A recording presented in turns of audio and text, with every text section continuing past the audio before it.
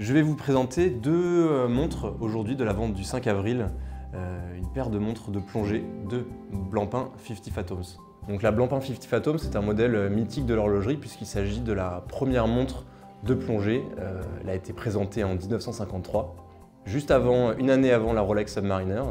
Donc à l'époque, elle avait été développée par Monsieur Fletcher, qui était le directeur de Blancpain, en partenariat avec Robert Maloubier, donc espion français, qui était venu le voir à l'époque en lui demandant une montre outil pour ses missions, donc une montre outil qui soit étanche et de plongée pour pouvoir en fait avoir un outil fiable lors des différentes missions militaires et d'espionnage.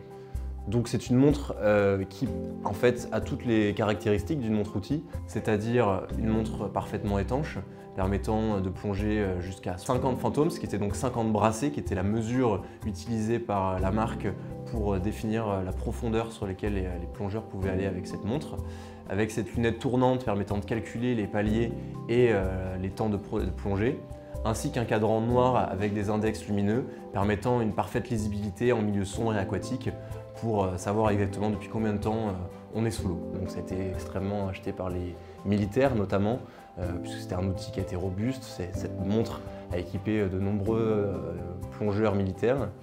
Et les montres que nous présentons aujourd'hui sont deux Blancpain 50 Fathoms, une version des années 50, le modèle originel, et une version plus tardive des années 60 avec un cadran surnommé par les collectionneurs No Radiation.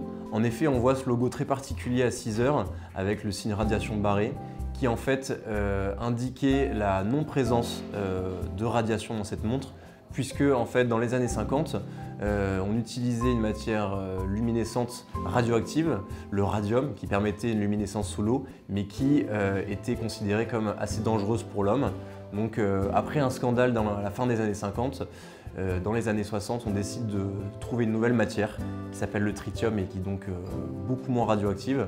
Donc pour signifier ce changement du radium au tritium, Blancpain appose sur les cadrans ce signe No Radiation pour expliquer qu'elle était complètement sûre et sûre pour l'homme.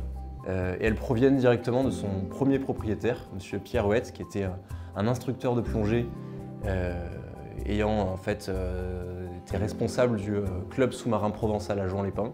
Donc il a utilisé ces montres pendant 30-40 ans de plongée, utilisées vraiment comme des outils. Aujourd'hui, c'est très rare d'avoir des montres qui soient dans un bon état d'origine, avec une provenance claire comme celle-ci. Donc c'est une belle occasion que cette vente du 5 avril.